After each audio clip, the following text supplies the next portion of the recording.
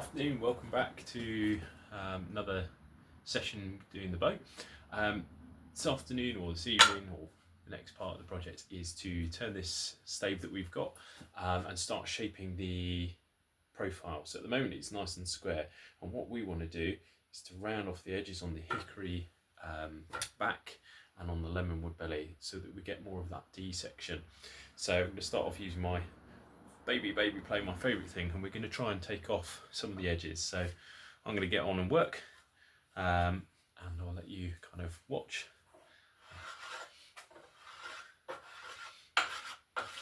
So we're just trying to take off small amounts because this hickory is very prone to kind of grabbing and lifting up. If I'm using a plane, I've got it set so it's barely taking anything off at all. Now it might be a bit time consuming, but I'd rather that than rip a massive chunk out. They're kind of one of the most crucial parts of the bow.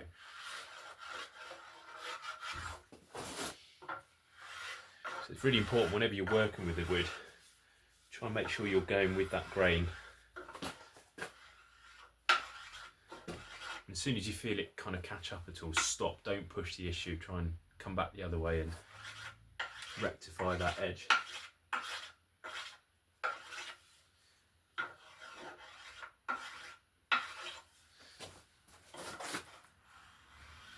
I'm coming in at a 45-degree angle, just trying to gradually take the edge off that hickory. Not too much, just a bit.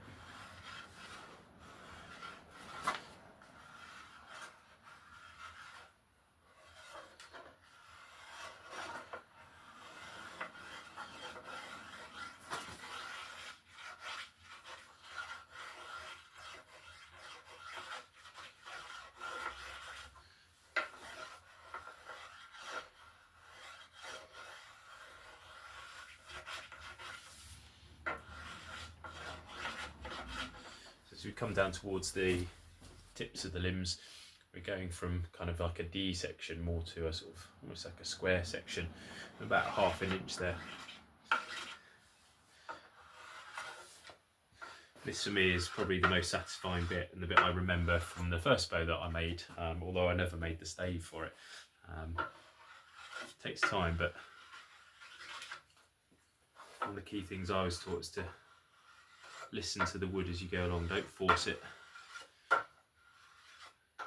just take your time.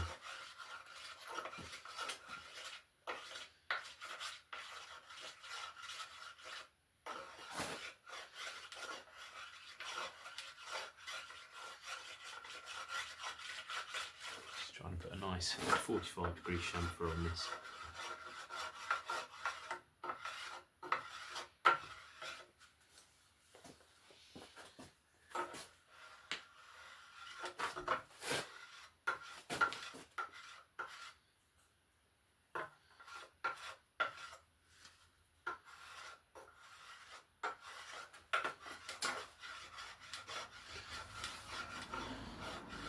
I don't know if you can see it on here, but I'm using my hands a lot just to feel what the edges feel like. So here it's nice, but here it starts to get really sharp again. And the temptation is, as we come up towards where it's clamped in the vise, is to turn it around so we can get in nice and close to the vise. I know if I do that, it's going to go up against the grain and it's all going to be horrible.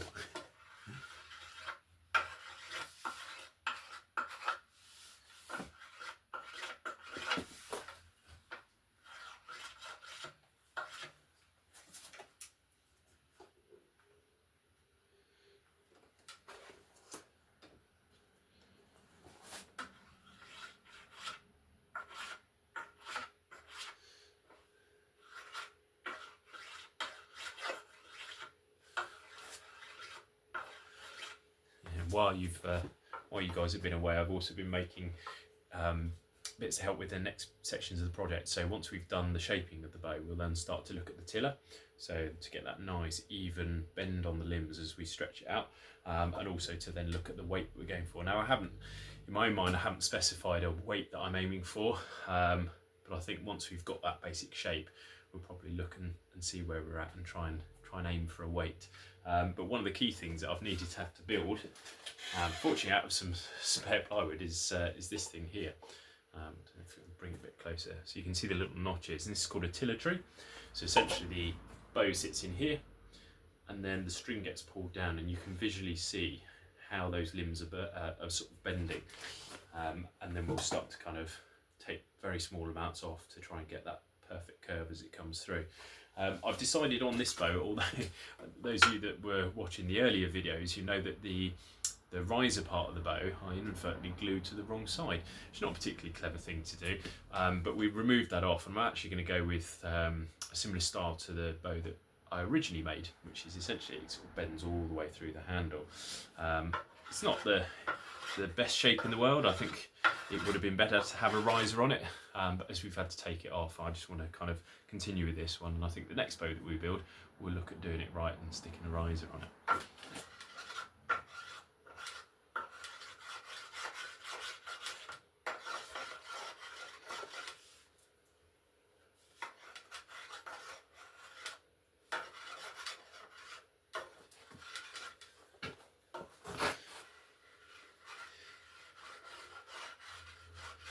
Now, I could use a spoke shave for this, one of the traditional ones.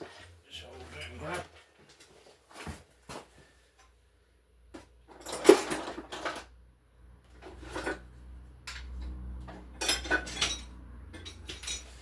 So we could use these, and I may well end up using these a bit later on. So we've got these things here. So these are spoke shaves and slightly different versions of it. These ones are beautiful, these old wooden ones, because they're so light in the hand, and it very much is a sort of tactile tool.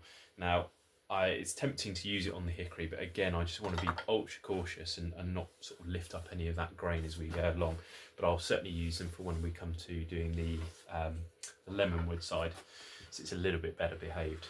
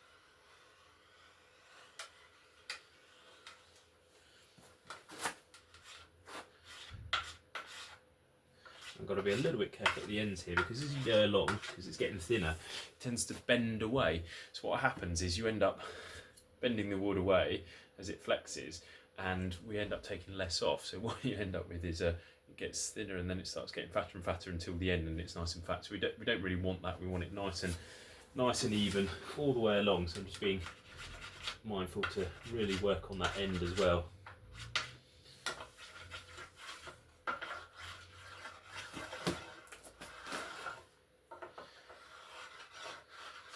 Kind of happy with that as a basic bit, so I'm just going to bring the bow towards me, again work into what I've already done. In fact, I might even put a pencil mark just so we don't start taking off more than we need to from the bit we've already done.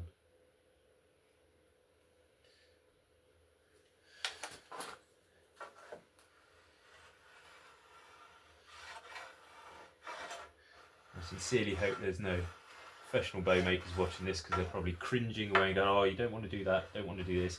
But for me, this is a massive learning experience, and I want a functional bow at the end of it, but I want to make mistakes and look at them and learn from them as well, because if you end up with a perfect bow, that's great, but you haven't necessarily learnt anything on the way. It could just be pure chance that you've managed to get a decent bow. So having some pitfalls and maybe not doing things perfect the first time means I'll learn from it.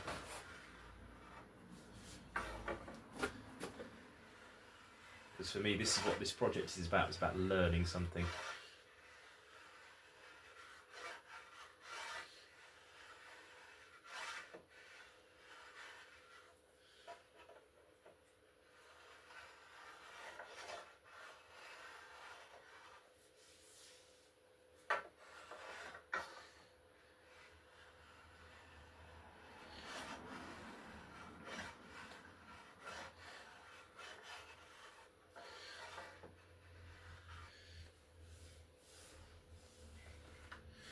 And we're going to start to come past the handle section in a minute. So what we've been working into is a sort of taper that's getting ever wider, and what's going to happen in a minute, that taper is then going to sort of get smaller again. And I'm really conscious that we might find that we start getting grain reversal. So as we come back down the other side of the limb, we might find that the grain starts to lift a bit. So I'm just going to be really careful as I come past that handle. And again, really feeling how that bow's behaving.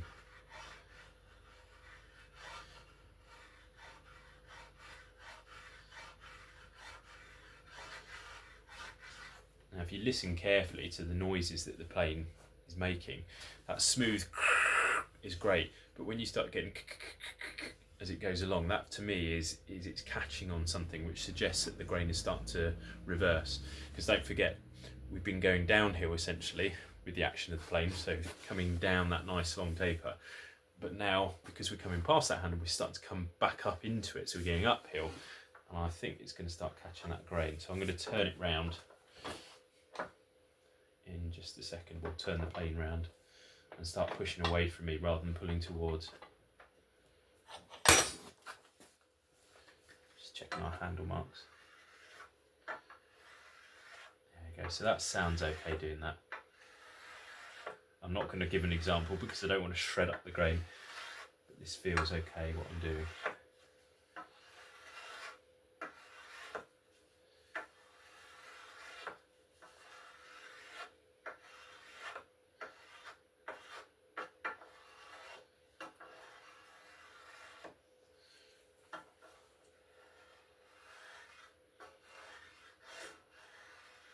We're getting nice long curls and shavings that are coming up from that, so that's good, that's really good. Tells me that the plane is set just right and that we're going in the right direction, at least for now. Never be complacent, because as soon as you start getting into rhythm, you'll find the wood will do something you're not expecting. Nice and gentle. I'm literally just using the weight of the plane really to kind of hug the wood.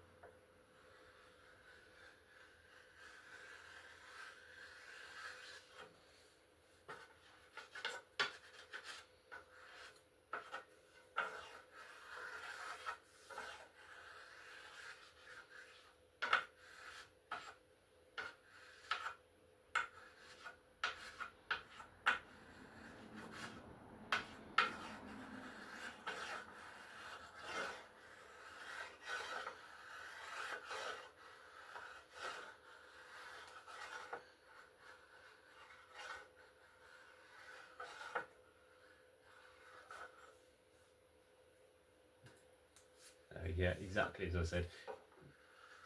The wood's doing something I wasn't quite expecting it to do. So the grain's reversed slightly just here. I'm just going to go back over it in the opposite direction.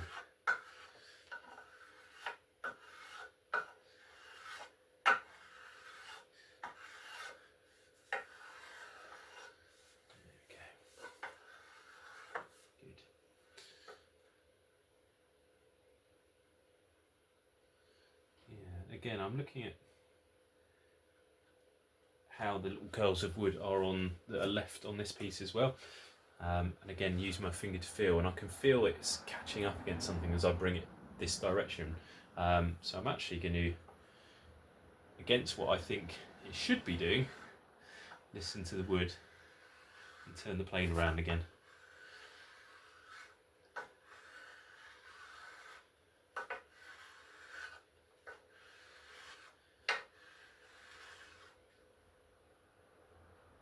feel it again, and I can feel it starting to reverse again, so I'm going to bring it back this direction. Now, with these grain reversals, I'm not sure what impact that's going to have on the bow. And the last video I showed you how much curvature there was in the bow, so we kind of had to get our stave section or our bow section out of that curved bit of wood. My worry is that the hickory grain is now not running as straight as it was down the length of the bow. Now that might have catastrophic consequences later on, but as I said, it's an experiment. We'll see what happens. We might end up with some beautiful bits of firewood.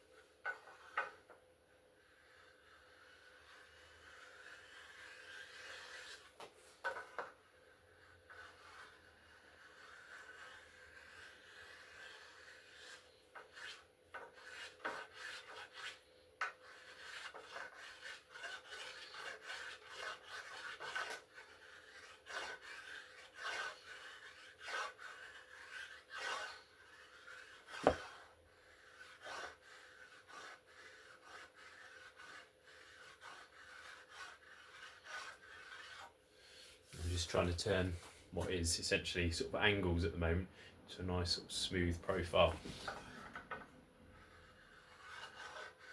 Many tools you could use for this. You can use a rasp, file. This seems to be working quite nicely at the moment, so I'm just going to carry on with using this tiny little plane.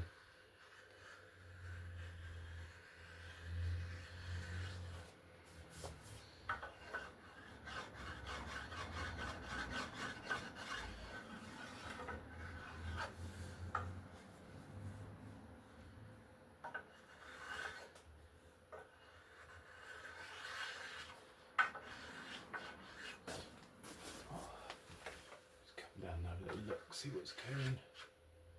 Yeah, that's looking pretty good as we go along, I think. Trying to look out for any kind of hollows. So I think at this point I'm going to switch over to the file that I took the handle off, but it's a really coarse file, nice flat, nice and thick as well, so there should be limited bend in it, and that allow me to kind of go over the humps but without taking more out from any hollows that are there. Just going to kind of run that back and forth a bit. Just have it on a nice 45-degree angle.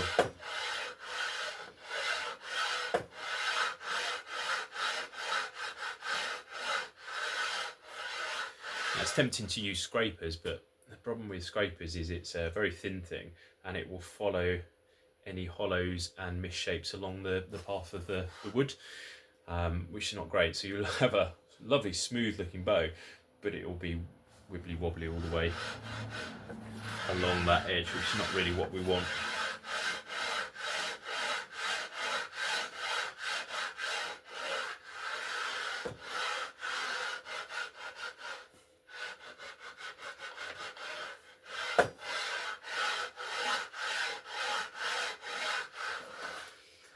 What I would say, I know it's kind of the first YouTube videos I've ever done. I know there's not many people watching, but if people later on, if you want to ask questions or anything like that, want to know what I'm using, setups or anything like that, please shout. As I said, I am not an expert. I'm someone who fiddles, I like projects, and this is quite a big project for me, so I just thought it'd be nice to have you guys along. But if you have got questions, I'll do my best to answer them. But like anything, there are a million ways of doing things. My way isn't necessarily the right way, it's just something that I do and it works for me. That said, I might find in the future that I should change those ideas and those methods as I learn.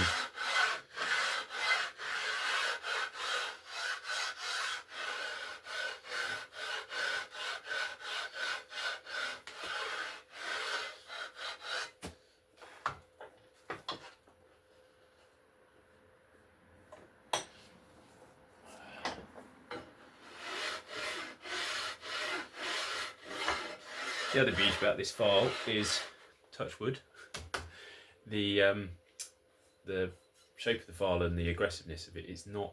It's less likely to lift the grain up if it's running against it. Obviously, we don't really want to go against the grain if you can avoid it, but it means that you can get a continuous smooth path rather than stop-start or reversing or change around, which might lead to kind of hollows and stuff, which, as I said before, we don't really want.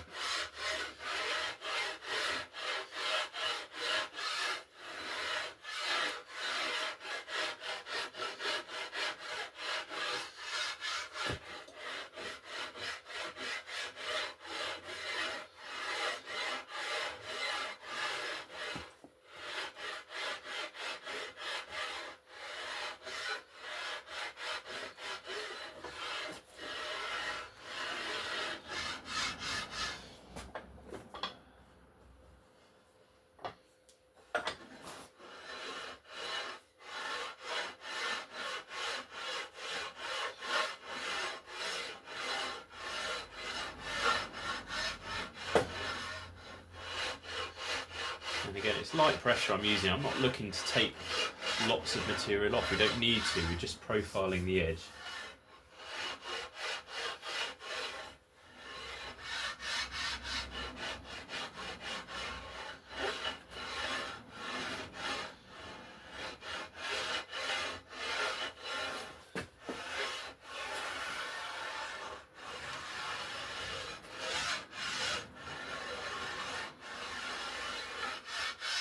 Actually a really satisfying thing to do.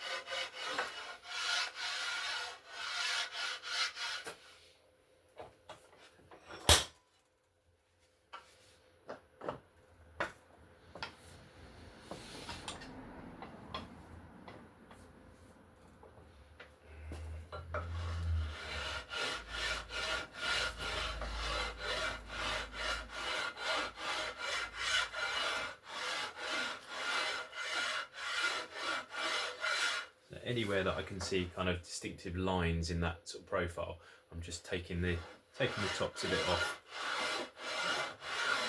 just blending the wood into that curve so it runs round from one face to the other in a continuous smooth arc.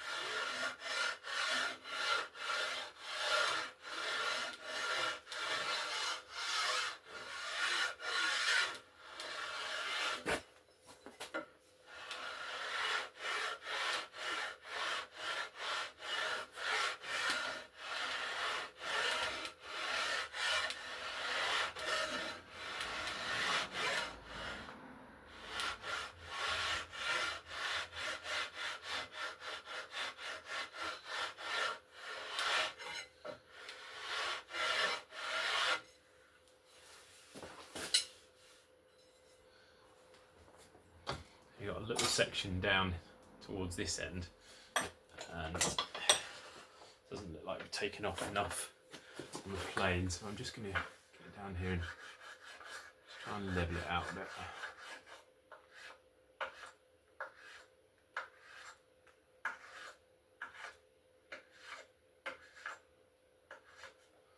Again, this is the beauty of such a small plane. You can come in and really just take out very small sections.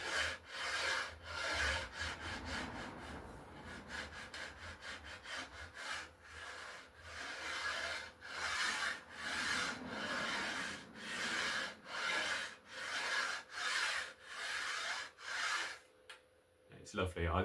As I'm working along, I can sort of see a little bit of bend. It's almost like I can feel the life that's there in this bow, which is fantastic.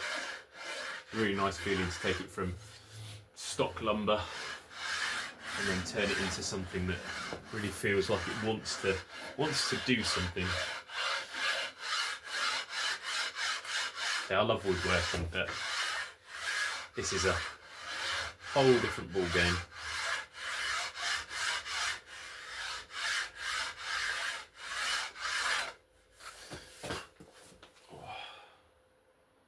That's good. So we've got a nice profile on the edge there. Again, there's a bit further up here, it's a bit lumpy. So I'm just going to come in and take a bit more off.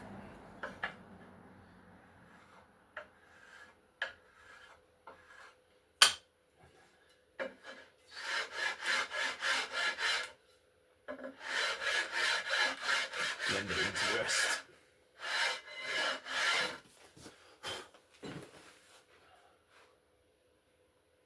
It's looking pretty good.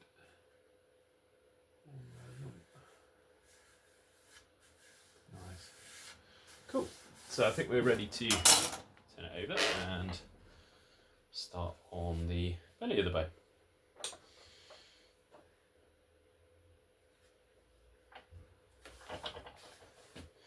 Again, same process again. And start off with our little plane. Take off that edge and see how we get on. I won't continue because you don't need to see that bit as well, but I will bring you back from when we're ready to move on to the next piece. Until then, see you soon.